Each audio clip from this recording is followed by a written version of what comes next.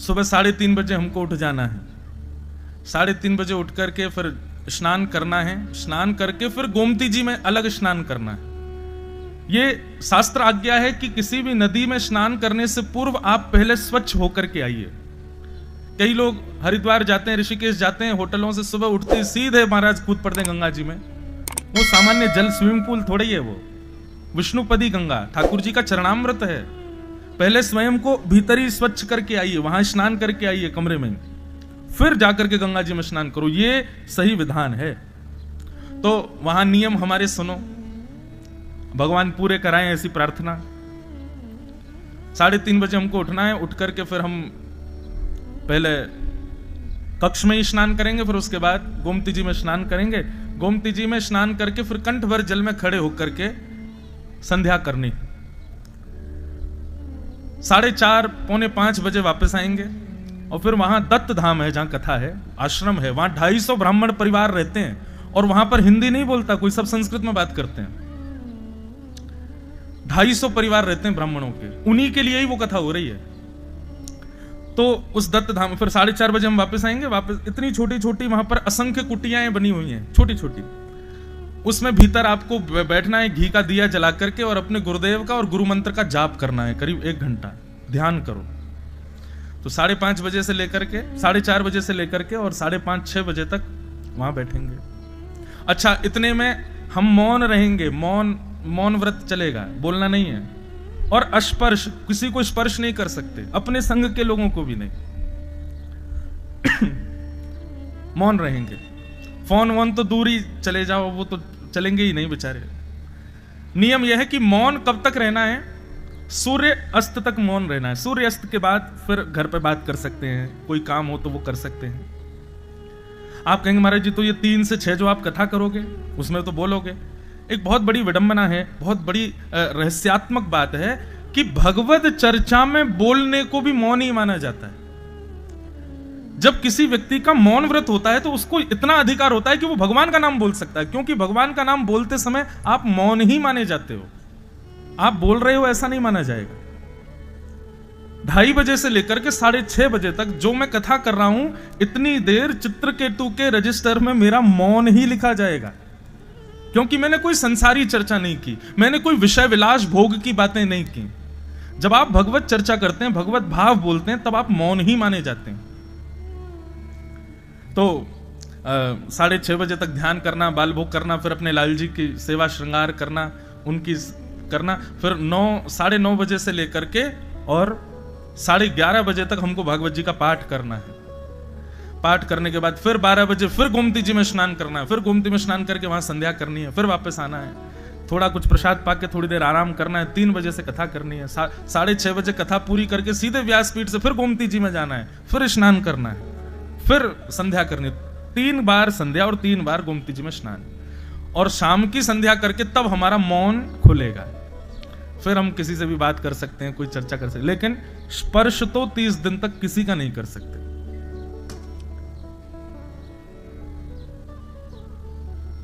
अस्पर्श रहना है 30 दिन तक, कोई क्षोभ आदि कुछ नहीं करना है। और भी नियम है, सिले हुए वस्त्र नहीं, वैसे अभी भी हम सिले हुए नहीं पहनते, ये बगलबंदी इसको बिना सिला हुआ ही माना जाता है। देखो ये भी सेवा का भाव है। सेवा में वो वस्त्र अलाउ नहीं है जिनको ऊपर से धारण किया जाए या नीचे से धारण किया, जिसको कुर्ता पजामा बोलते हैं। इसलिए ठाकुर जी की सेवा में दक्षिण में आप जाओगे, आपको कहेंगे धोती पहन के आओ, ये टी-शर्ट और ये सब उतार के आओ, क्योंकि ऊपर से धारण करने वाले वस्त्र और नीचे पैर लांग करके धारण करने वाले वस्त्र, उनको भी भगवत सेवा में कहीं कहीं निषेध माना। लेकिन अब भैया आप लोग कर ही लो सेवा, यही बहुत है, इतने नियम का क्या। तो ये धोती पहनना और ये जो हम बगलबंदी बगल में बांधते हैं ना, इसको भी बिना सिला हुआ ही माना जाता है। पर फिर भी वहां ये इतनी भी सिलाई नहीं हो जो थोड़ी बहुत है, तो साधारण वस्त्र में ही रहेंगे और उसमें फिर कथा करेंगे। सोचो, ऐसा नियम, ऐसे आहार, ऐसे त्रिकाल बार संध्या, 3 बार गोमती स्नान और 30 दिन तक अस्पर्श और मौन व्रत, उसमें कैसी कथा होगी। हम तो प्रतीक्षा कर रहे हैं कब आवे वो दिन, कथा प्रारंभ हो। कई लोग मुझसे बोले महाराज 30 दिन ज्यादा नहीं होंगे? मैंने कि यहाँ रोज 7 दिन कम पड़ जाते हैं हमको कथा में, 4 घंटे कम पड़ जाते हैं। 30 दिन भी मुझे लग रहा है कि पूरी हो पाएगी कि नहीं कथा, कितना आनंद आएगा। तो ये भगवत कृपा से ये सौभाग्य मिलने वाला है। आप लोग जो आ सको वो आना। अच्छा, एक और बात, जो आएगा उसको भी नियम पालन करने पड़ेंगे, और नियम नहीं होंगे तो हम जबरदस्ती करवा देंगे। कोई कहे कि महाराज जी हम मुंबई से आए, मैंने बेटा जाओ पहले स्नान करके आओ, उसके बाद ये बिना सिले वस्त्र पहनो। हम तो डूबेंगे सनम, तुमको भी ले डूबेंगे। हम अकेले क्यों करें? आपका भी अनुष्ठान होना चाहिए। हमारे सारे संगीतज्ञ और सारे ब्राह्मण देवता ये लोग बहाने सोच तो रहे हैं कि क्या बता दें महाराज जी कि हमको छुट्टी मिल जाए उस कथा में, लेकिन हम जबरदस्ती सबको पकड़ के ले जाएंगे और इन सबसे भी नियम करवाएंगे। आनंद आएगा, 1 महीने तक एक स्थान पर खूब सुख मिलेगा। तो आइए अब कथा क्रम में प्रवेश करें। बहुत कथा है आज, हम जल्दी जल्दी कथा क्रम बढ़ाएं आगे। आज हम शाम को कथा विश्राम करके फिर महेश्वर में एक स्थान है चोली, वहां पर स्वामी श्री हरिदास जी की परंपरा से गोरीलाल कुंज वृंदावन में एक स्थान है जहां पर त्रिवेणी संगम है। 3 संतों का एक साथ दर्शन वृंदावन में केवल एक जगह हुआ, स्वामी श्री हरिदास जी, हरिराम व्यास जी और संभवतः हित हरिवंश महाप्रभु। उन्हीं की परंपरा का स्थान है चोली में, उनका वार्षिक उत्सव है। तो हम कथा पूरी करके शाम को यहां से सीधे वहां जाएंगे। और आना तो वैसे कल सुबह है, लेकिन अब देखते हैं, या तो रात्रि में आएंगे, सुबह तो वहां भी निकलना है। और आज नंदोत्सव भी है, कथा भी बहुत है। तो चलिए अब हनुमान जी से प्रार्थना करें कि वे आकर के हमारी वाणी पर विराज जाएं और सीधे उड़ा करके हमको नंदोत्सव तक लेके चलें। बोलो वृंदावन बिहारी लाल की जय। तो कल हम लोगों ने श्रवण किया कि भीष्म पितामह ने भगवान की स्तुति गाई। बंधुओं, पितामह भीष्म से इच्छा मृत्यु का भाव सीखा हमने। इच्छा मृत्यु, भीष्म पितामह पर भगवान ने अनुग्रह किया। ठाकुर जी द्वारिका को प्रस्थान कर गए। पांडवों के यहां उत्तरा के बालक ने जन्म लिया, जिसकी भगवान ने गर्भ में जाके रक्षा की थी। उस बालक का ब्राह्मणों ने नाम परीक्षित रखा। परीक्षित जी महाराज का जन्म हुआ। धीरे धीरे परीक्षित जी थोड़े बड़े हुए। एक दिन अर्जुन बहुत महीनों के बाद द्वारिका से लौट करके आए और आकर के उन्होंने समाचार सुनाया कि श्री कृष्ण अपनी लीला पूरी करके चले गए। बंधुओं, इस विषय पर थोड़ा सा प्रकाश डालूं मैं। अभी पता नहीं कहां से सोशल मीडिया पर और कहीं कहीं पर एक कथा प्रचलित कर दी है लोगों ने कि भगवान श्री कृष्ण अपनी जब लीला उनकी पूरी हुई तो उनकी चिता को आग लगा दिया गया, सब जल गया, उनका हृदय नहीं जला और वो बहता बहता जगन्नाथपुरी पहुंच गया और श्री जगन्नाथ भगवान के चित्त में वही रखा है। और कई लोग तो इस बात पर विवाद कर रहे हैं कि यह प्रमाणित कथा है।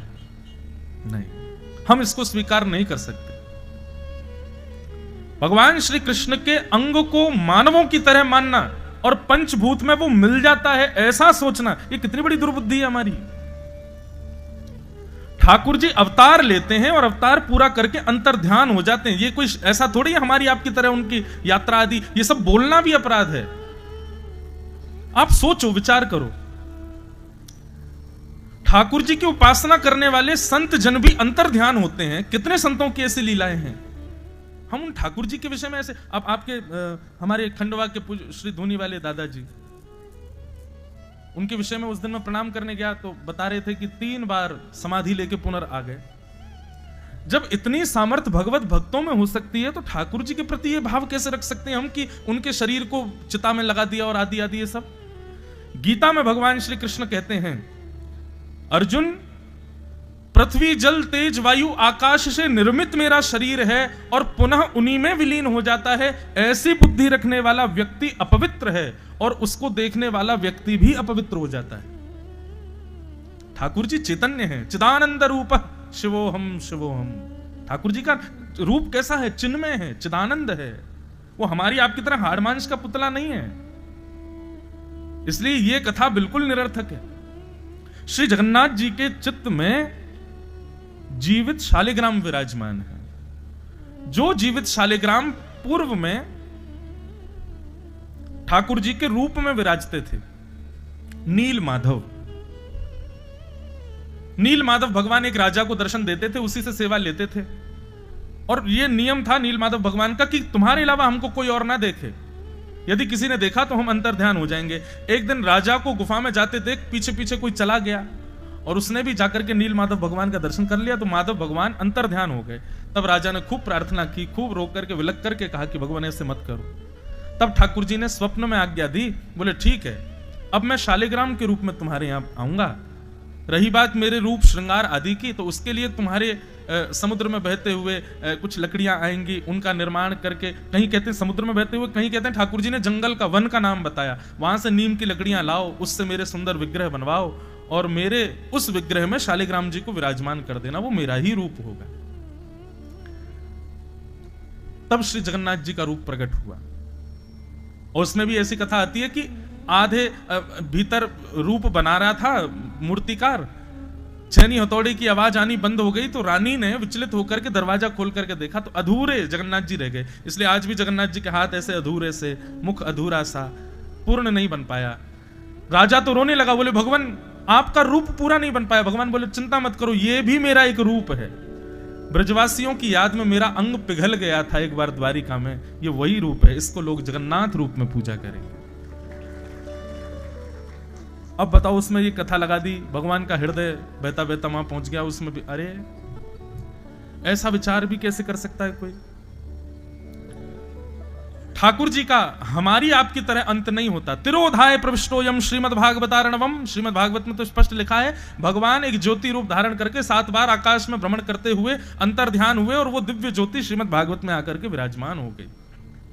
ठाकुर जी आपकी हमारी तरह कभी नहीं जाते। अर्जुन ने आकर के जब ये बात पांडवों को बताई कि श्री कृष्ण अपनी लीला पूरी करके चले गए, पांडवों ने हस्तिनापुर की राज्य गद्दी को छोड़ दिया। बोले अब हम इस पे नहीं बैठेंगे, जिनकी कृपा से ये हमको मिली है, जब वही नहीं तो हम कैसे बैठें। और परीक्षित, छोटे से परीक्षित को राज्य गद्दी पर बैठा करके 5 पांडव वन को चले गए, स्वर्गारोहण को चले गए। परीक्षित ब्राह्मणों के नेतृत्व में बड़े हुए, विवाह आदि हुआ और परीक्षित का राज शासन बहुत बढ़िया चला। एक दिन परीक्षित को कलयुग मिला। कैसे मिला कि कलयुग काले काले रूप में था और वृषभ यानी कि बैल के 3 पैर काट चुका था, 4था पैर काट रहा था। तभी परीक्षित ने जाकर के कलयुग को अपनी तलवार से मारना चाहा। कलयुग ने चरणों में प्रणाम करके कहा, भगवान मुझे मत मारो। कौन हो तुम? बोले मेरा नाम कलयुग। राजा परीक्षित बोले तुम कब आए? बोले जिस दिन श्री कृष्ण लीला पूरी करके गए उसी दिन मेरा आना हो गया। राजा परीक्षित बोले तुमको जाना पड़ेगा, तुम पृथ्वी पर नहीं आ सकते। बोले भगवान ये ब्रह्मा के द्वारा बनाया गया नियम है, सतयुग के बाद त्रेता, त्रेता के बाद द्वापर, अब द्वापर के बाद मेरी बारी है, मैं आ गया। बंधुओं, सतयुग में राक्षस हिरण्यकश्यप हिरण्याक्ष, त्रेता में राक्षस रावण कुंभकर्ण, द्वापर में राक्षस कंस शिशुपाल दंतवक्र, पर कलयुग इतना खतरनाक है, कलयुग तो युग ही राक्षस है। बाकी तो युगों में राक्षस हुए, पर ये तो युग स्वयं ही राक्षस है। अगर आप पूछें कि महाराज जी कलयुग में राक्षस कौन है, हर व्यक्ति राक्षस है, बस एक्टिवेट होने की देर है। ये थोड़ा बहुत डीएक्टिवेशन आपका चल रहा है ना, वो कथाओं की वजह से चल रहा है। ये थोड़ा बहुत आप डीएक्टिवेटेड होना ये इस कलयुग के वायरस से, वो इसलिए क्योंकि धर्म, आध्यात्म और ये सब कथाएं आदि के जगत से आप जुड़े हुए हो। विचार करना, 30 वर्ष की आयु और उसने कभी कथा नहीं सुनी हो, ऐसे व्यक्ति को कभी मिलके देखना आपको उसमें से राक्षसत्व का दर्शन होने लग जाएगा। 40-50 वर्ष निकल गए, कभी वृंदावन ही नहीं गया, महाकाल के दर्शन ही नहीं किए, कभी ओमकारेश्वर नहीं गया, नर्मदा जी में कभी स्नान नहीं किया, गंगा जी को कभी देखा ही नहीं है, कथाएं तो बहुत दूर की बात है। ऐसे व्यक्ति से मिलो, दिख जाएगा राक्षस। तो हम आप सब लोग जो हैं, ये बीच बीच में ये कथाएं सुनते हैं, ओमकारेश्वर जाते हैं, अभिषेक करते हैं, नर्मदा जी स्नान करते हैं, गंगा का जल पीते हैं, सत्संग करते हैं। इससे क्या होता है, जो परत हमारे ऊपर कलयुग की थोड़ी बहुत चढ़ी भी होती है वो उधर जाती है, हम फिर से नवीन हो जाते हैं। नहीं तो कलयुग में तो हर व्यक्ति राक्षस है। बंधुओं, जब घोर कलयुग आएगा ना, कथाएं बंद हो जाएंगी, कथाएं समाप्त हो जाएंगी, मंदिरों में ताले लग जाएंगे, कोई नहीं जाएगा, क्योंकि लोग धार्मिक बचेंगे ही नहीं। और जब ऐसा समय आएगा जब आप डीएक्टिवेट हो ही नहीं पाओगे, तब घोर कलयुग आएगा, हर व्यक्ति राक्षस बन जाएगा। इतने स्वार्थी, इतने स्वाभिमानी, स्वार्थी स्वाभिमानी तो अब हैं लोग। सोचो 100 साल 200 साल बाद क्या होगा इस पृथ्वी पर। इसलिए मैं कहता हूं, ठीक कहता हूं, हम सही समय पर निपट लेंगे, हम सही समय पर चले जाएंगे यहां से। ऐसे काम करके जाओ कि दोबारा आना ही ना पड़े। बहुत खतरनाक समय होने वाला है। तो कलयुग, अच्छा कलयुग का रूप कैसा पता बंधुओं? रावण, कुंभकर्ण, कंस, शिशुपाल, दंतवक्र, हिरण्याक्ष, हिरण्यकश्यप आदि ये सब राक्षस, ये सबको पता था कि राक्षस कौन है। पर कलयुग में क्या होगा? भक्त बाहर से दिख रहा है लेकिन भीतर से पूर्ण राक्षस है। ऐसे भी लोग मिलेंगे। कलयुग बड़ा खतरनाक है। परंतु इस कलयुग में एक गुण है, और हमारे शास्त्र क्या करते हैं, यदि किसी व्यक्ति में 100 दुर्गुण हो लेकिन एक सद्गुण हो, गुण भी नहीं सद्गुण, गुण अलग बात है, सद्गुण अलग बात है। गुण तो होता है सामान्य, सद्गुण होता है कल्याणकारी। यदि किसी व्यक्ति में 100 अवगुण है लेकिन एक सद्गुण है तो उसके 100 अवगुणों को आप क्षमा कर दो। कलयुग में लाखों अवगुण हैं पर एक सद्गुण है। वो क्या है पता है? शंख चक्र गदा पद्मधारी श्रीमन नारायण चतुर्भुज भगवान। अब जैसे ही मैंने कहा चतुर्भुज भगवान, आपका चित्त ड्राइंग अपने आप बना देता है। तुरंत शंख चक्र गदा पद्म, 4 भुजाएं हैं भगवान की, अपने आप ठाकुर जी प्रकट हो जाते हैं। पंढरपुर के श्री पंडरीनाथ श्री विठ्ठल भगवान, मेरे बोलते ही आपके चित्त में कमर पर हाथ रहे श्री ठाकुर जी प्रकट हो जाएंगे। वृंदावन श्री राधा रमण लाल त्रिभंग ललित ठाकुर जी तुरंत आपके चित्त में प्रकट हो जाएंगे। ये संभवता केवल कलयुग में है और कहीं नहीं है। बोलते ही ठाकुर जी चित्त में प्रकट होते हैं। नहीं तो आप सुनोगे सतयुग त्रेता द्वापर में लोग हजार वर्ष तपस्या कर रहे हैं, 200 साल तपस्या कर रहे हैं, तब भी ठाकुर जी प्रकट नहीं हो रहे। पर कलयुग में नाम सुनते ही ठाकुर जी हृदय में प्रकट हो जाते हैं। ये गुण है कलयुग का। यत् फलम नास्ति तपसा न योगेन समाधिना तत्फलम लभते सम्यक कलौ केशव कीर्तनात्। कलयुग में केशव का कीर्तन करने से केशव प्रकट हो जाते हैं। राजा परीक्षित ने कहा कि तुमको जाना पड़ेगा। कलयुग ने कहा भगवान कुछ स्थान दे दीजिए, मैं वहीं रहूंगा। और 5 स्थान कलयुग को प्रदान किए गए। द्यूतम पानम स्त्रियः सूना यत्रा धर्मश्च चतुर्विधः पुनश्च याचमानाय जात रूप मदात् प्रभु। 5 स्थान हैं कलयुग के। द्यूतम यानी कि जुए में, पानम यानी कि मदिरा पान भक्ष भक्ष तामसी भोजन के सेवन में। द्यूतम पानम स्त्रिय पर स्त्री संग पर पुरुष संग में। सूना यानी कि हिंसा में, हिंसा कलेश में कलयुग का निवास। और 5म स्थान है बिना मेहनत के कमाया गया धन, बिना परिश्रम के कमाया गया धन। आप कुछ मत कीजिए, बस इन 5 जगहों से बच जाओ। जुआ कभी नहीं खेलना है। खेल कोई भी खेलो, कभी भी पैसे को दांव पर मत लगाओ। पैसे को दांव पर जैसे ही आप लगाते हैं वो कोई भी बात हो वो जुआ ही हो जाता है। वो द्यूतम की कैटेगरी में ही आता है। द्यूतम, जहां भी आप लक्ष्मी को दांव पर लगाते हो वही पूरा जो संदर्भ है वो जुआ बन जाता है। उसमें कलयुग का निवास है। दूसरा आता है पानम, मदिरा पान, भक्ष भक्ष सेवन, मांस भक्षण, इसमें भी कलयुग का निवास है। बंधुओं, हमारे देह को देवालय कहा गया है। देवालय मतलब मंदिर। और जब पता हो कि यह मंदिर है तो मंदिर को अपवित्र नहीं किया जाता। इस देह को भी आप अपवित्र मत करो, कुछ भी लेकर के, कुछ भी पी करके, कुछ भी खा करके। हम लोग ऐसे हैं कि अरे शरीर हमारा, जीव हमारी, मुख हमारा, पैसे हमारे, हम चाहे खाएं चाहे पिएं चाहे कुछ करें। कूड़ादान बना दिया हमने, सब ले लेते हैं भीतर।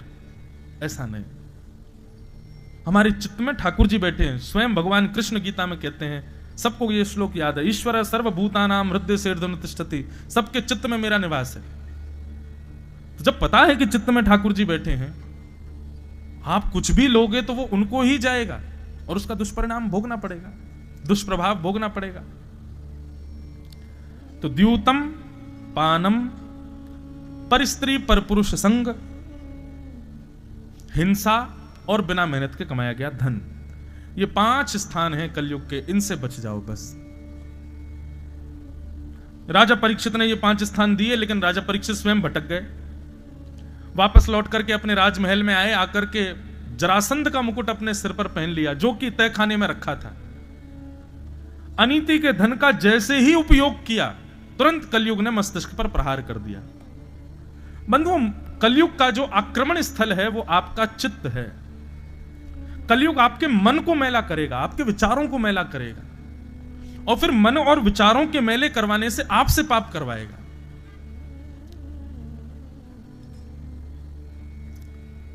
इसीलिए कहते हैं ये दशांश दान करो, 10वां हिस्सा दान किया करो,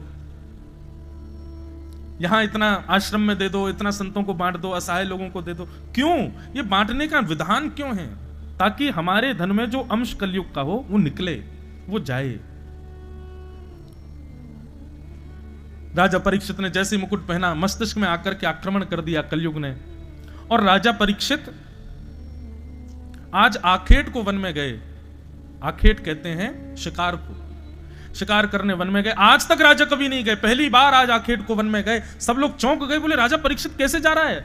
इनके यहां तो हिंसा करना मना है, आज राजा परीक्षित स्वयं जा रहे हैं। यही तो कलयुग का प्रभाव है, जो आपके परिवार खानदान पुश्तैनी में कभी ना किया गया हो वो काम भी जो आपसे करवा दे, वो कलयुग है। जो आपके दादा परदादा पीढ़ी दर पीढ़ियों ने नहीं किया वो आप करने लग गए, दुष्कर्म। समझो ये कलयुग आ गया है। कलयुग के बहुत सारे रूप हैं बंधु, कहां तक बताएं। हर दिन एक नया वेरिएंट आ जाता है इसका भी। जैसे कोविड हर साल एक नया रूप धारण करता है, ऐसे कलयुग हर दिन एक नया रूप धारण करता है। किस किस से बचोगे? कहीं ना कहीं तो फंसेंगे। पर ये 5 स्थान जो मैंने अभी बताए, इनमें आपका प्रवेश नहीं है तो कलयुग आपके ऊपर आक्रमण नहीं कर सकता। आप बचे रहोगे इससे।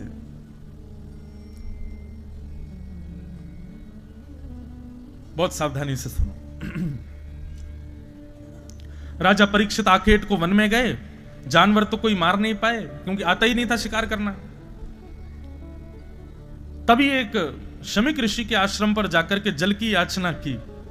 शमीक ऋषि समाधि में बैठे थे, जल नहीं दिया, उनकी आज्ञा, उनकी बात का प्रत्युत्तर नहीं दिया, तो राजा को लगा कि ये पाखंडी मेरे को देख करके ध्यान का नाटक कर रहे हैं। और राजा परीक्षित ने मरा हुआ सर्प शमीक ऋषि के गले में डाल दिया।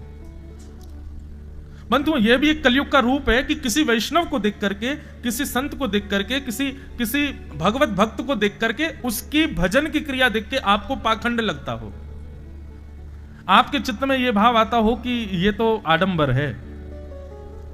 यह भी एक कलयुग का स्वभाव है। यह कलयुग दिखाता है आपको ऐसा।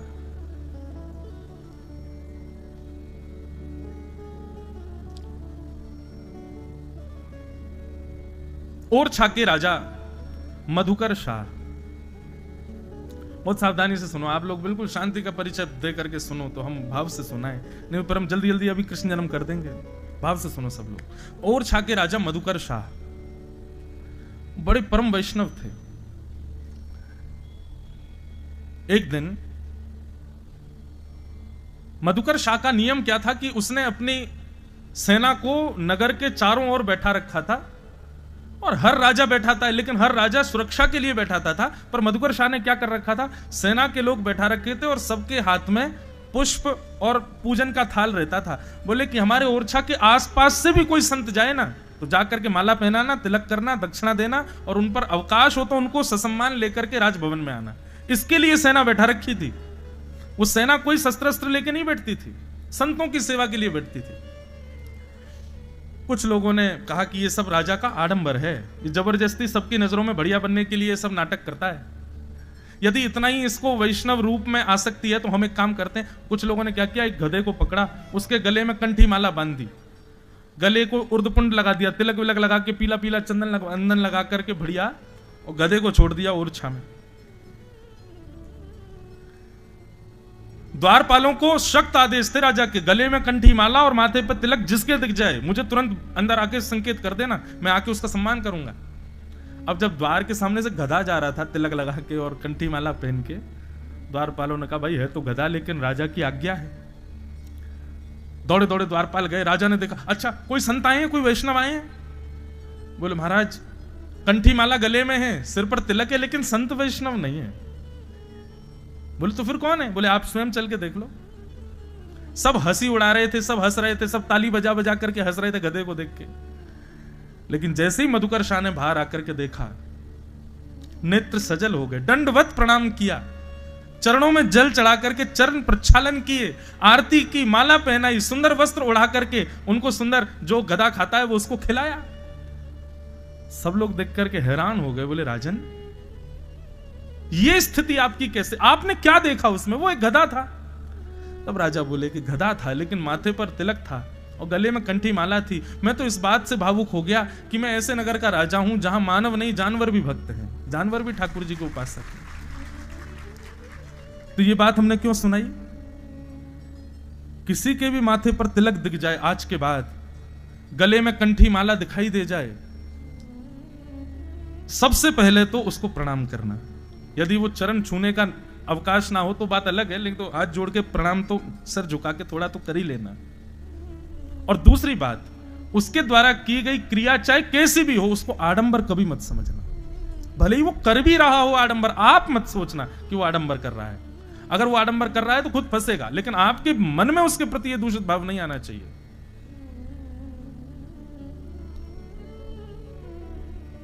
ये कुछ नियम है, इनका पालन करना। तो राजा परीक्षित ने, शमीक ऋषि ध्यान में बैठे थे और राजा परीक्षित ने जाके कहा मुझे जल की प्यास लगी है, पानी दीजिए। शमीक ऋषि ध्यान में बैठे थे, प्रत्युत्तर नहीं दे पाए। तो राजा परीक्षित को लगा बताओ आडंबर कर रहे हैं, नाटक कर रहे हैं, मेरे आगे पाखंड करते हैं। अरे चक्रवर्ती सम्राट तुमसे जल मांग रहा है और तुम अभी भी ध्यान में बैठे हो। मरा हुआ सर्प बाण से उठा करके गले में डाल दिया। यही तो कलयुग करवाता है।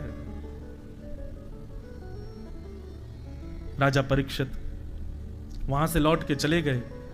शमीक ऋषि के गले में मरा हुआ सर्प, यह समाचार जैसी शमीक ऋषि के पुत्र को पता चली कि मेरे पिता के गले में मरा हुआ सर्प राजा परीक्षित ने डाल दिया।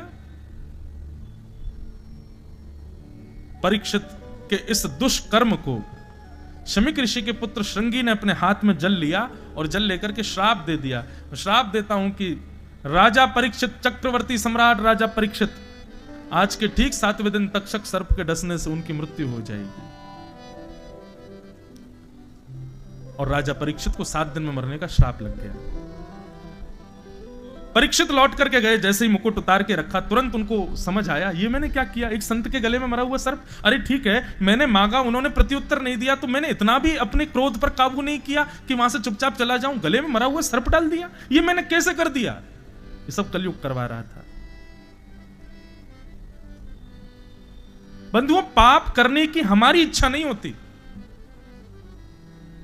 निश्चित मानिएगा, जो व्यक्ति पहली बार मदिरा पान करता है घबराता है, डरता है। जो पहली बार मांस भक्षण करता है, बचपन से नहीं किया हो, कभी शुरू कर दे दोस्तों के संग बैठ करके, घबराता है। उसका रात भर मन बेचैन रहता है, मैंने ऐसा क्यों किया। कभी किसी का हृदय ना दुखाता हो और वो व्यक्ति अपने स्वार्थ के लिए किसी का हृदय दुखा दे, वो आत्मग्लानि में 7-7 दिन सोता नहीं है। फिर इसका मतलब क्या है? पाप हमारा स्वभाव नहीं है, कलयुग करवाता है। इसलिए भैया ये नाम जप, ये कीर्तन, ये सत्संग, ये सारे क्या बोले,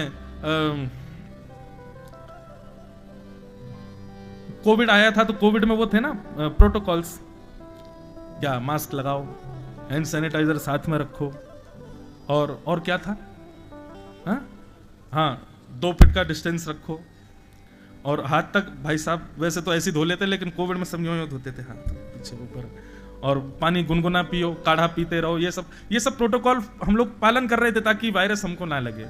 ठीक वैसे ही भैया ये कलयुग रूपी वायरस के भी कुछ प्रोटोकॉल हैं, इनका पालन करो। क्या? नित्य भगवान का स्मरण करो, नित्य ठाकुर जी की मधुर चर्चा, 20 मिनट नित्य कोई ना कोई कथा सत्संग जरूर सुनो। नित्य अपने जीवन में कुछ नवीनता लाने का प्रयास करो, सत्संग के माध्यम से अपने ठाकुर जी की सेवा करो, माता पिता की सेवा करो, अपने माथे पर तिलक लगा करके रहो। इस प्रकार के प्रोटोकॉल्स का जो पालन करते हैं तो कलयुग आता तो है आसपास, लेकिन स्पर्श करने से पहले ही चला जाता है, उसके ऊपर हावी नहीं हो पाता। राजा परीक्षित ने जैसे ही मुकुट उतारा उनको याद आया ये मैंने क्या कर दिया। तभी शमीक ऋषि के आश्रम से एक शिष्य आए और आकर के कहा, राजा परीक्षित, आज आपने जो कृत्य किया उसकी वजह से आपको 7 दिन में मरने का श्राप लगा है। आज के ठीक 7वें दिन तक्षक सर्प आपको डसेगा और आपकी मृत्यु हो जाएगी। कृपा करके अपनी मुक्ति का उपाय खोज लीजिए। बंधुओं, ये बात सुनकर के राजा परीक्षित दुखी नहीं हुए। शास्त्र में एक आज्ञा करते हैं, क्रोधापि देवेन वरेण तुल्यम। शास्त्र आज्ञा करते हैं कि बड़े लोग जब क्रोध में कुछ बहुत गलत आपको बोल जाते हैं तो उस समय तो आपको बुरा लगता है कि इन्होंने देखो मुझे ऐसा बोल दिया, लेकिन कुछ दिन बाद आपको पता चलेगा वो जो फटकार थी ना, वो तो वरदान था। उसी का वरदान आज हमको मिला है। ये शास्त्र आज्ञा है। इसलिए आजकल पता है क्या, आजकल युवाओं में एक चीज की कमी है, पेशेंस बिल्कुल नहीं है। माता पिता कुछ कह ही नहीं सकते, एक शब्द नहीं बोल सकते, ये गलत है। प्रयास किया करो कि माता पिता की डांट पड़े, थोड़ी फटकार पड़े, माता जी कभी घूसा घूसा मार दे करें। आप तो सब खंडवा आदि के रहने वाले हो, हम तो ब्रजवासी हैं भैया। ब्रज में तो कुटाई अलग ही हो गए बालकन की। जहां ठाकुर जी नहीं छोड़े यशोदा भैया ने, तो हम तो सामान्य बालक है।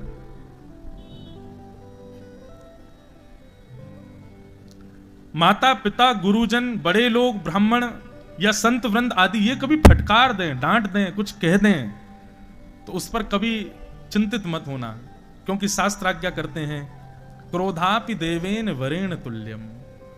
ये बड़े लोगों का जो क्रोध होता है वो देवतुल्य वरदान के समान होता है, उसको स्वीकार करना चाहिए। राजा परीक्षित आनंदित हो गए, अपने पुत्र जन्मेजय को राजगद्दी पर बैठा दिया। पत्नी से बोले, देवी मैं बहुत खुश हूं, अब तुम सब राजपाट संभालो, मैं जा रहा हूं। देवी बोली, मरने की बात सुन के खुश कौन होता है? 7 दिन में मरने का श्राप लगा, आप इतने प्रसन्न क्यों हो? राजा परीक्षित बहुत सुंदर बात कहते हैं, बोले, देवी संसार में किसी भी व्यक्ति को नहीं पता कि उसके प्राण कब निकलेंगे। हमारा अगला क्षण भी अंतिम हो सकता है। लोग कहते हैं कि मेरी जॉब लग गई, अब मैं इतना कमाऊंगा, कल को मेरा प्रमोशन होगा, मेरी सैलरी और बढ़ जाएगी, जब मेरी सैलरी इतनी हो जाएगी खंडवा में एक घर बनाऊंगा, घर बन जाएगा, माता पिता को ले आऊंगा, फिर एक बढ़िया सी कन्या से ब्याह कर लूंगा, मेरे 2-3 बालक होंगे, उस वाले स्कूल में पढ़ाऊंगा, इंदौर में फिर कॉलेज कराऊंगा, मुंबई भेज दूंगा, आउट ऑफ इंडिया पढ़ेंगे। ये सब विचार कर लेता है एक साधारण सी जॉब लगने पर। रात कोई सोए, अटैक आ गया, सुबह बचे ही नहीं। कहां रह गया वो घर, कहां रह गई वो जॉब, कहां रह गई वो सैलरी?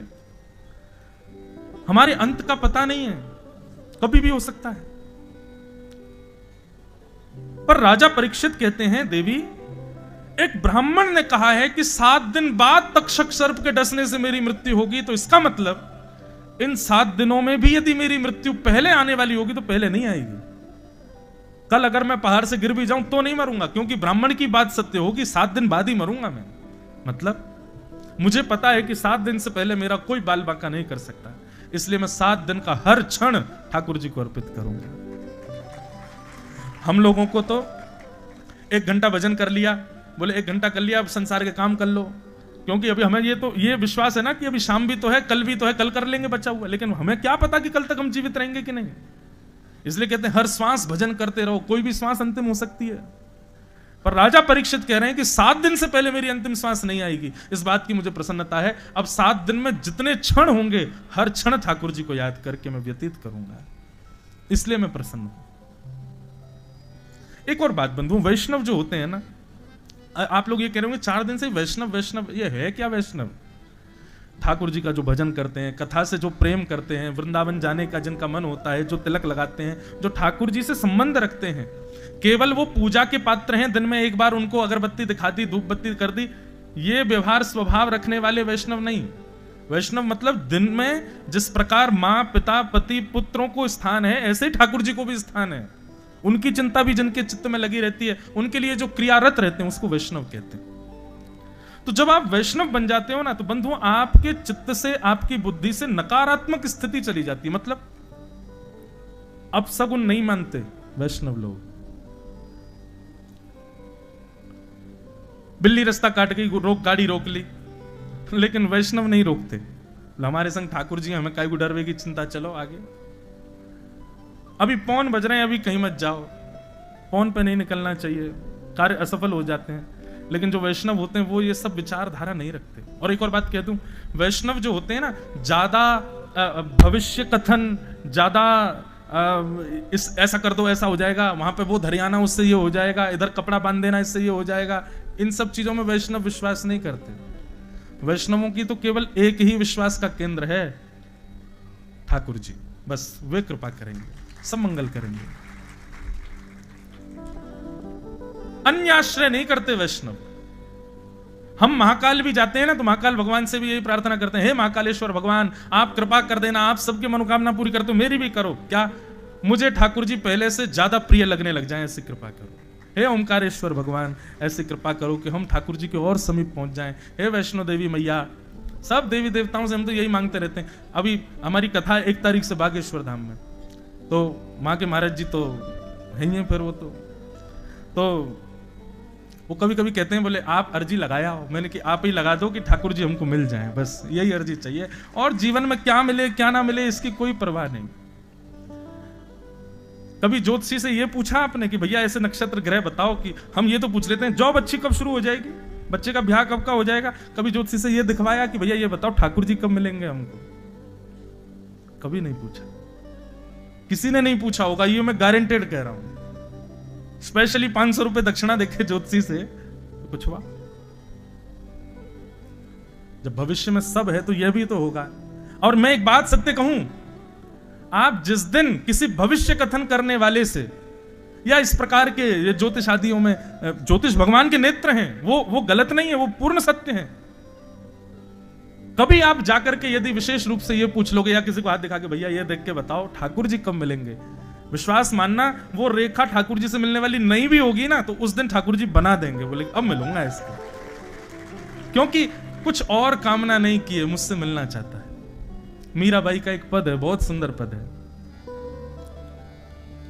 कब हो मिले पिया मोरा गोविंद, कब हो मिले पिया मोरा गोविंद, कब हो मिले पिया मोरा गोविंद। बहुत प्यारा पद है, मेरे पिया मोरा।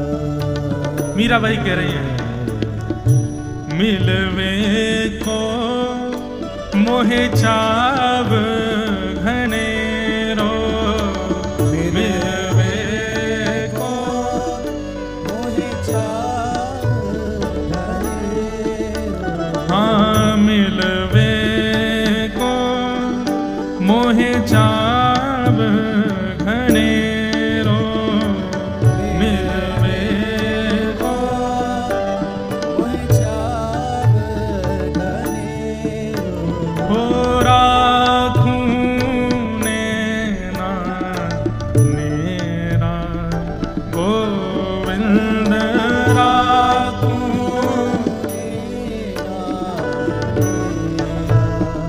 गोविंद, कब हो मिले पिया मोरा गोविंद, कब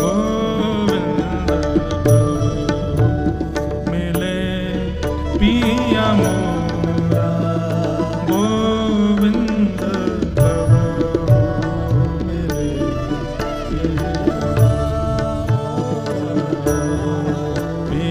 मोरा।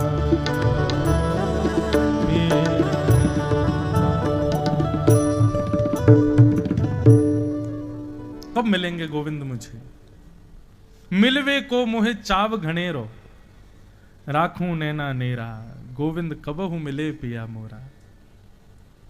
बहुत सुंदर पद है, मुझे पूरा याद नहीं आ रहा, नहीं तो गाता मैं।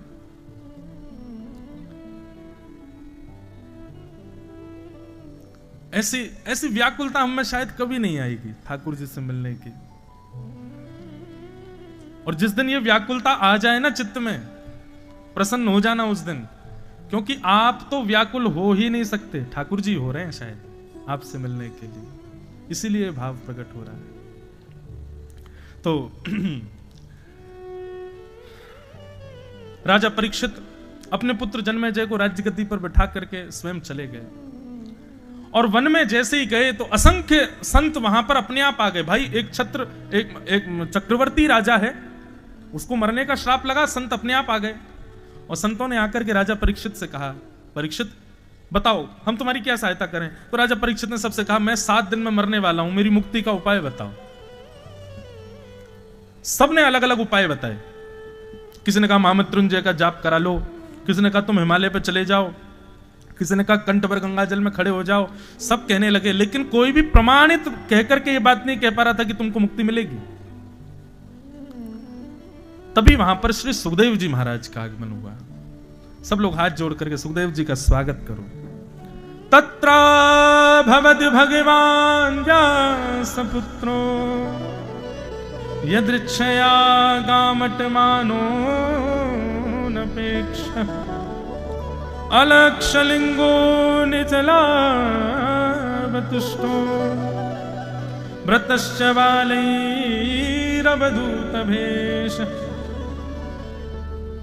सुखदेव जी का आगमन हुआ। वेद व्यास जी के सुपुत्र त्वम द्वष्ट वर्षः। आयु कितनी है उनकी? बोले 8 वर्ष के, 16 वर्ष के हैं, पर देखने में ऐसे लगते हैं जैसे मानो 8 वर्ष का कोई बालक है।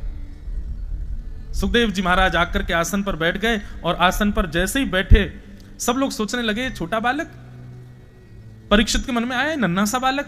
तभी किसी ऋषि ने आगे कहा, बोले नन्हे बालक नहीं है, साक्षात सुखदेव जी महाराज हैं, ज्यादा समय व्यर्थ मत करो, चरण पकड़ो, तुरंत अपने संशय का समाधान पूछो। राजा परीक्षित ने चरणों में प्रणाम किया और कहा, भगवान जल्दी मरने वाले की मुक्ति का उपाय बताइए। अतः पृच्छामि संसिद्धिम योगिनाम परमम गुरुम पुरुषस्य यत् कार्यम म्रियमाणस्य सर्वथा। जैसे ही राजा परीक्षित ने यह प्रश्न किया, जल्दी मरने वाले की मुक्ति का उपाय बताओ, श्री सुखदेव जी महाराज 2 मिनट के लिए तो राजा के नेत्रों में देखने लगे, वो मंद मंद मुस्कुराने लगे और कहते हैं, यहीं से द्वितीय स्कंद प्रारंभ होता है। सुखदेव जी कहते हैं, वरीयाने शते प्रश्न क्रतो लोक हितम रप आत्मवीत सम्मतः पुंसाम श्रोतव्या विषुयपर। राजन, तुमने ये प्रश्न अपने लिए तो नहीं किया है। राजा परीक्षित बोले, मरने वाला मैं ही हूं तो मैं अपने लिए ही करूंगा ना भगवान। सुखदेव जी बोले, नहीं, ये प्रश्न तुमने अपने लिए नहीं किया है। मैं कथाओं में कहा करता हूं, भगवान प्रश्न का उत्तर देने वाला गुरु नहीं होता, प्रश्न को भी सुधार दे वो गुरु है। प्रश्न पूछा कैसे जाना चाहिए, प्रश्न होना क्या चाहिए ये बता दे वो गुरु है।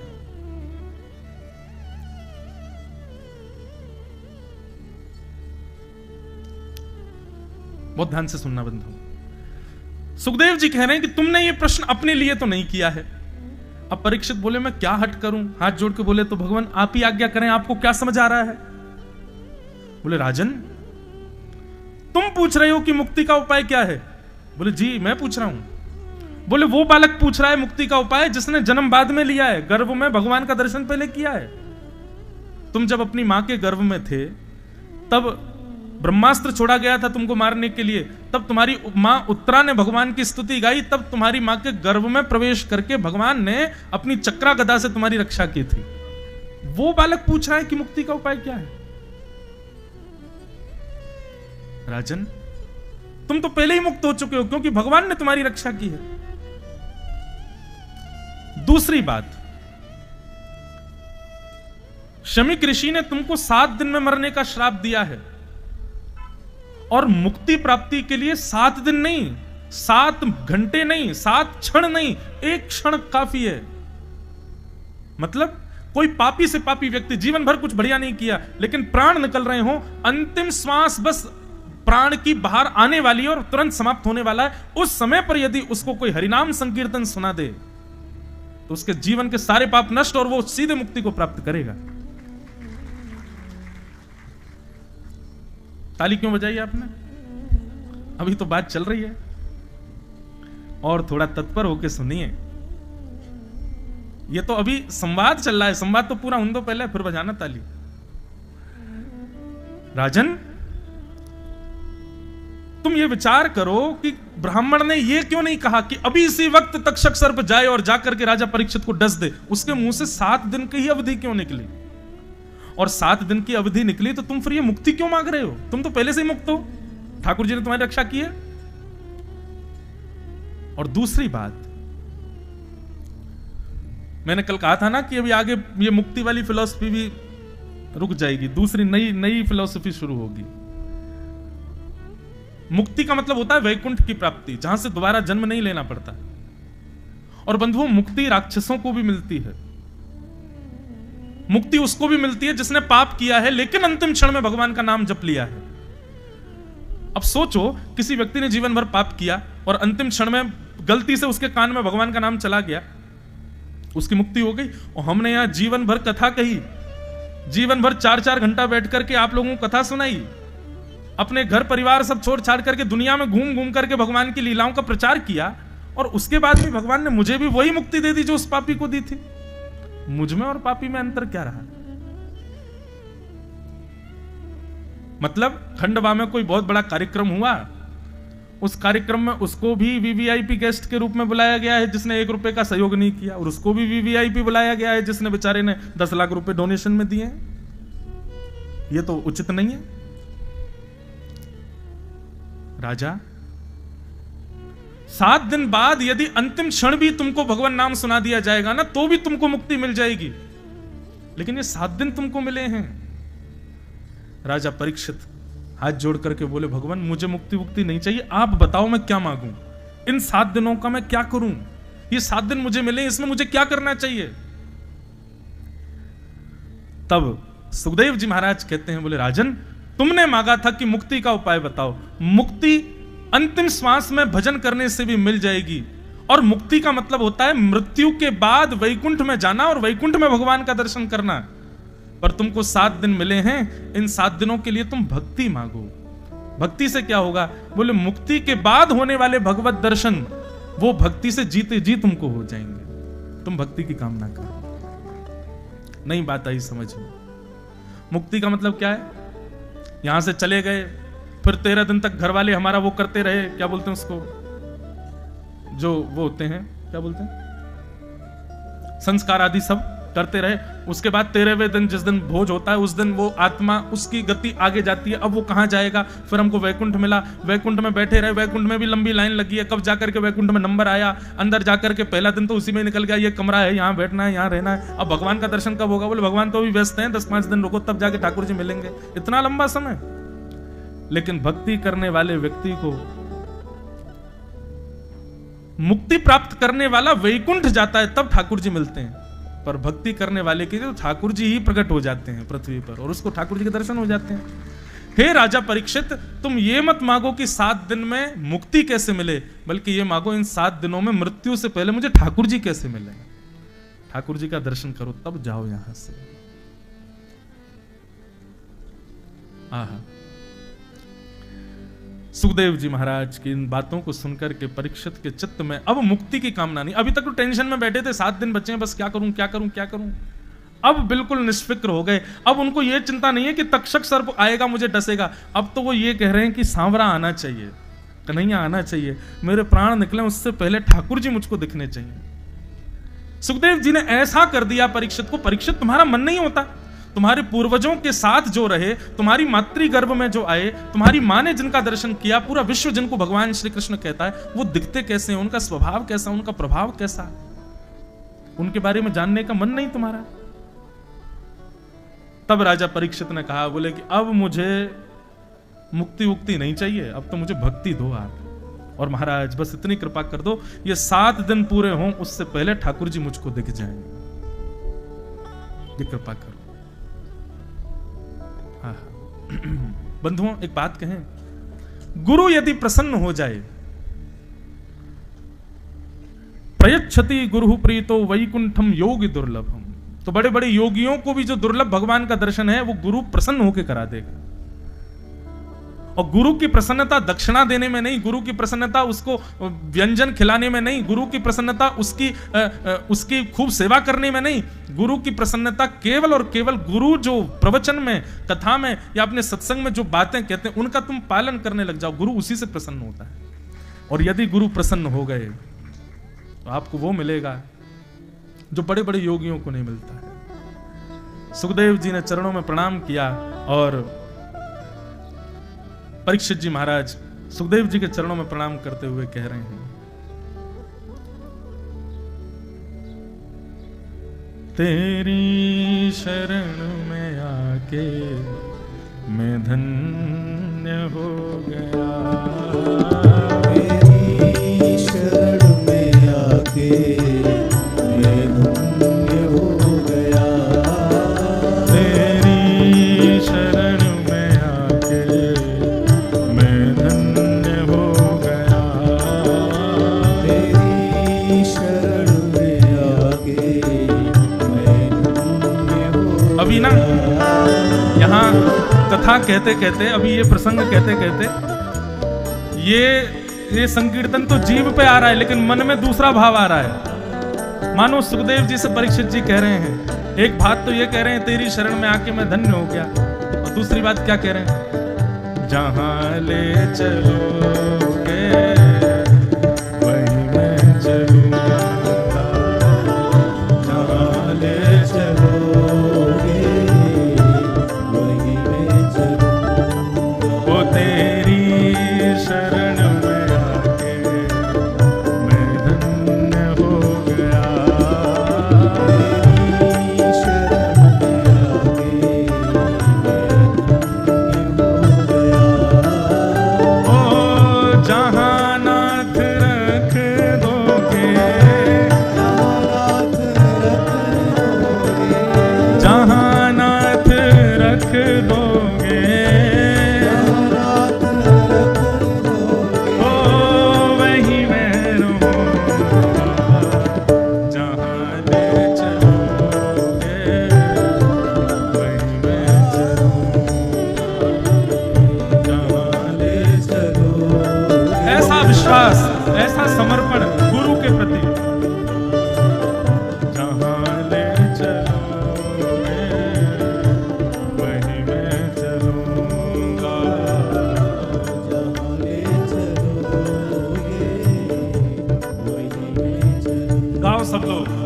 ओ ये जीवन समर्पित चरण में तुम्हारे, तुम ही मेरे सर्वस्व, तुम ही प्राण प्यारे।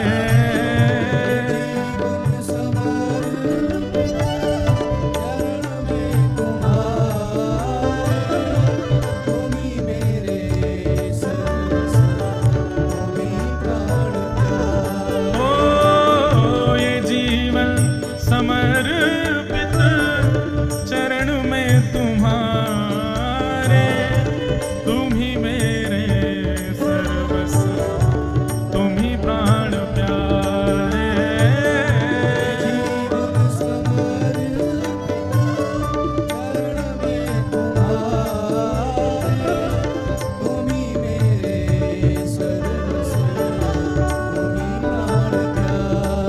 ओ तुम्हें छोड़ कर नाथ, तुम्हें छोड़ कर नाथ, मैं किससे कहूँगा। जहाँ ले चलोगे वहीं मैं चलूँगा। जहाँ ले चलोगे वहीं मैं चलूँगा। जहाँ ले चलोगे वहीं मैं चलूँगा।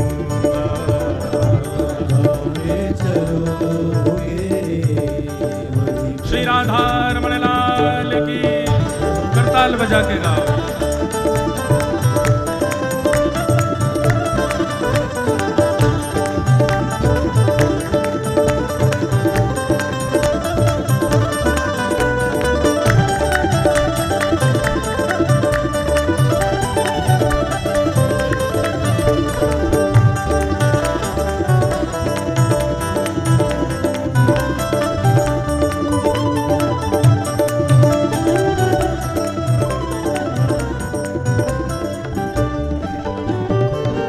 दयानाथ देनी है मेरी अवस्था, तेरे हाथ में मेरी सारी व्यवस्था।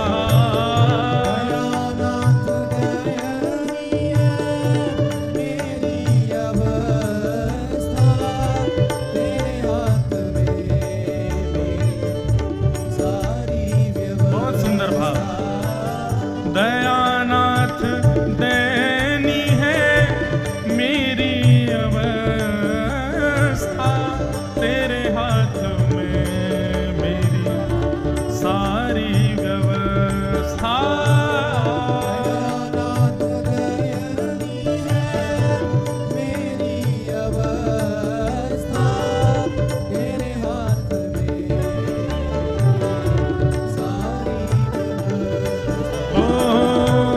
सुख दो या गम जो भी, सुख दो या गम जो भी, सुख दो या गम जो भी, सुख दो या गम जो भी, मैं प्रेम से सहूँगा, जहाँ ले चलोगे वहीं मैं चलूँगा, जहाँ ले चलोगे वहीं मैं चलूँगा, जहाँ ले चलोगे वहीं मैं चलूँगा। जहाँ ले चलोगे वहीं मैं चलूँगा। ओ जहाँ नाथ रख दोगे, जहाँ नाथ रख दोगे, ओ जहाँ नाथ रख दोगे, नाथ रख दोगे, ओ वहीं मैं रहूँगा, जहाँ ले चलोगे वहीं मैं चलूँगा। ले चलोगे वहीं मैं चलूँगा। गोविंद बोलो हरि गोपाल बोलो, सब लोग गोविंद बोलो हरि गोपाल बोलो, प्यारे राधा रमण हरि गोविंद बोलो, प्यारे राधा रमण हरि गोविंद बोलो, जय गोविंद बोलो हरि गोपाल बोलो, जय जय गोविंद बोलो हरि गोपाल बोलो, जय जय गोविंद बोलो हरि गोपाल बोलो, जय जय गोविंद बोलो हरि गोपाल बोलो।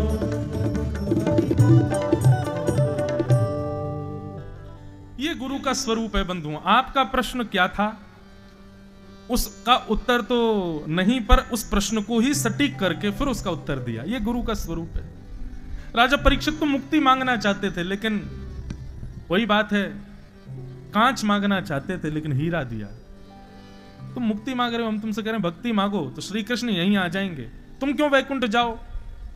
एक बात सदैव याद रखना बंधुओं, ठाकुर जी के पीछे पड़े रहे और पूरा जीवन निकल गया तो आपने भक्ति की नहीं। भक्ति तब मानो जब ठाकुर जी आपके पीछे पड़े रहे, आपके पीछे ठाकुर जी पड़ जाएं। मीराबाई कहती है ना,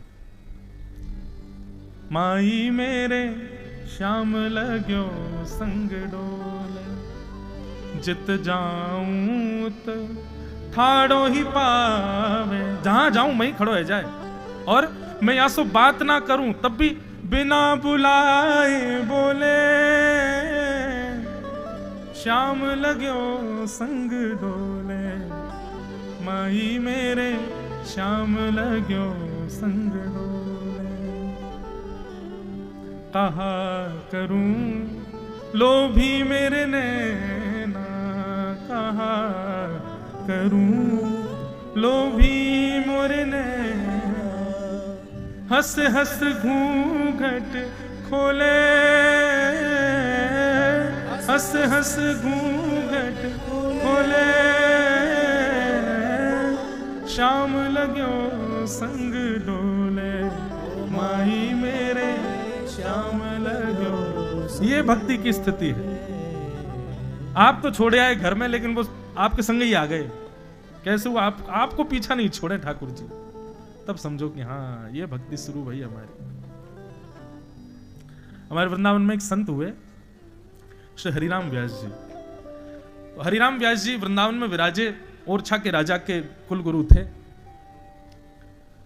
वृंदावन में ऐसी रति हो गई, वृंदावन में ऐसी रीति हो गई श्री हरिराम व्यास जी की कि कभी वृंदावन से जाते नहीं थे बाहर। और केवल इतना ही नहीं कि मैं ना जाऊं, अगर उनको पता चल जाता कि कोई वृंदावन से जा रहा है, उसको भी जाकर के पूर्ण प्रयास करते रोकने का कि ये भी नहीं जाए। हरिराम व्यास जी को पता चल जाता कि कोई ब्रजवासी छोरी को ब्याह कहीं बाहर रह रहा हो, तो घर वाले इनसे लड़वे चले जाते। बोले अरे कितनो भाग्य याको ब्रज में लो, और तुम जाको ब्याह कहीं बाहर कर रहे हो। अरे ऐसा करो ब्रजते ब्रज में ही ब्याह जाए, ताकि ब्रज नहीं छूटे याको। ऐसे श्री हरिराम व्यास जी। स्वयं तो छोड़ते ही नहीं थे, और इस बात को वो इस रूप में लेते थे कि मैं नहीं छोड़ता, ये नहीं है, ठाकुर जी नहीं छोड़ते मुझको, या हमारे मेरो ब्रजवास है, या हमारे मैं ब्रज में रहूं। एक बार कोई संत आए, बहुत अच्छा गाते थे, हरिराम व्यास जी के ठाकुर जी हैं श्री युगल किशोर जी, जो पन्ना में विराजते, तो पेटी बजा के गाते थे। उनके छोटे से शालिग्राम थे। कुछ दिन के लिए वृंदावन आए थे, हरिराम व्यास जी से कहा कि हम अपने शालिग्राम को कहां लिए घूमें, आप इनको जुगल किशोर जी के पास ही बैठा दो, आप ही सेवा कर दिया करना, 10-15 दिन हम यहाँ थोड़ा रहेंगे, ठाकुर जी को राग सुना दिया करेंगे, फिर हम चले जाएंगे।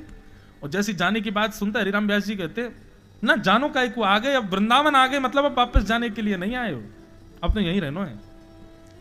लेकिन संत बोले अब ठीक है, जैसी आपकी इच्छा। 15-20 दिन तो बेचारे रहे, खूब राग सेवा करते, वृंदावन में घूमते। 15 दिन बाद वे आए, व्यास जी से बोले, व्यास जी अब हमको आज्ञा दो। व्यास जी बोले, काहे की आज्ञा? बोले वृंदावन से अब जाएंगे, वापस अयोध्या की तरफ निकलना है। व्यास जी टालते रहते, अच्छा ठीक है शाम को चले जाना। शाम को कहते, अरे कल तो ठाकुर जी का वो उत्सव है, वो तो करके ही जाना पड़ेगा आपको। बेचारे रात में रोक लेते, अगले दिन फिर बोलते अब हमको जान दो। अच्छा वो जा भी नहीं सकते क्योंकि ठाकुर जी तो भीतर बैठे हैं युगल किशोर जी के पास, वो दें तब हम जाएं। बहुत दिन हो गए, हरिराम व्यास जी के पीछे पड़े रहे, बोले हमारे ठाकुर जी दे दो, हम जाएंगे। तो हरिराम व्यास जी ने क्या किया, छोटे से शालिग्राम, उनकी डिबिया थी, बोले लाओ डिब्बा दो, हम ठाकुर जी को धर के दे देते हैं। डिब्बा लेके पर्दा करके भीतर गए और डिब्बा में फूल धर दिए, ठाकुर जी नहीं धरे। और वहीं खिड़की पर एक चिड़िया का घोंसला था, छोटी सी चिड़िया बैठी थी, हरिराम व्यास जी ने वो पकड़ के चिड़िया बैठा दी उसके भीतर, घोंसला उसमें डिब्बा में, और बंद करके दे दिए उनको, लो चले जाओ, जल्दी आना वृंदावन। बोले जी। और सुनो, ऐसे नहीं जाते वृंदावन से, वृंदावन से जाते समय यमुना जी में स्नान करना चाहिए और अपने ठाकुर जी को भी स्नान कराना चाहिए। तो पहले जमुना जी में स्नान कर लेना, ठाकुर जी को स्नान करा देना, तब जाना। बोले जो आज्ञा। आज्ञा मान के बेचारे जमुना जी पहुंचे। जमुना जी पहुंच के जैसे उन्होंने डिब्बा खोलो, सोई चिड़िया फुर्र करके उड़ गई आकाश में। अब तो वो उठा उठा के देखें, फूल ही फूल धरे हैं, ठाकुर जी तो है ही नहीं। रोते रोते आए, आकर के हरिराम व्यास जी से बोले बहुत अनर्थ हो गया। बोले क्या? बोले ठाकुर जी उड़ गए हमारे। व्यास जी बोले अरे हम तो तुमसे पहले ही मना कर रहे थे कि वो वृंदावन से जाना नहीं चाह रहे, तुम जबरदस्ती ले जा रहे हो उनको। रुको, तुम यहीं रुको, हम देख के आते हैं कहीं जुगल किशोर जी के पास तो नहीं है। और ऐसे उनको दिखाते हुए गए, और जुगल किशोर, अरे देखो जे बैठे तुम्हारे ठाकुर जी, देखो ये रहे, तुम तो ले जा रहे थे, ये चिड़िया बन के आ गए, फिर से यहीं बैठ गए, अब भैया तुम वृंदावन से जाओ ही मत। और उस व्यक्ति ने अखंड ब्रजवास ले लिया। ऐसी सिचुएशंस जो होती है ना, इनको कहते हैं कि ठाकुर जी पीछे पड़े हैं हमारे। हम तो चाहते हैं कि हम छोड़ें, हम तो चाहते हैं कि हम कथा में नहीं जाएं, हम तो चाहते हैं कि वृंदावन से वापस आएं, लेकिन ट्रेन छूटी नहीं है, छुड़वाई है इन्होंने। ये जो हमारे प्रोग्राम एक्सटेंड हो रहे हैं ना, ये करवा रहे हैं। इसका मतलब ये समझो अब ठाकुर जी पीछे पड़ रहे हैं। भगवत कार्यों में आपकी अवधि जितनी थी उससे अधिक बढ़े तो समझो ठाकुर जी पीछे पड़े हैं।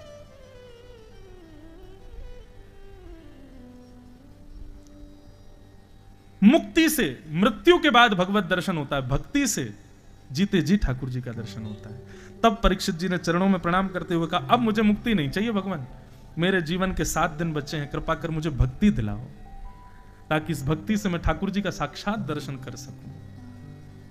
तब यहां से सुखदेव जी महाराज सुनाना प्रारंभ करते हैं। अब हम कुछ कथाएं बिल्कुल छू छू करके आगे चलेंगे।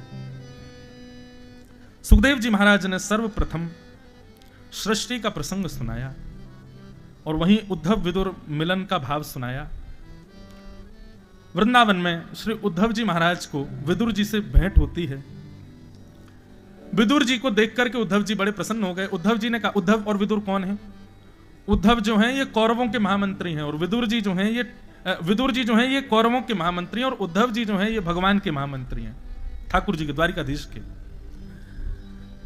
हुआ ये था कि आप सबको कथा पता है कि भगवान दुर्योधन से ये कहने आए थे कि भैया तुम पांडवों से युद्ध मत करो, 5 गांव दे दो, पूरी भारत पे तुम राज करो, 5 गांव पांडवों को दे दो। लेकिन दुर्योधन ने कह दिया, सुई के नोक के बराबर जमीन भी बिना युद्ध के नहीं दूंगा। अरे 5 गांव क्या, पूरा भारत ले जाएं, लेकिन युद्ध करके। जब ये बात दुर्योधन ने कही तब विदुर जी को बड़ी आत्मग्लानि हुई, मैं कैसे लोगों का महामंत्री बना हुआ हूं जो ठाकुर जी की बात नहीं मान रहे।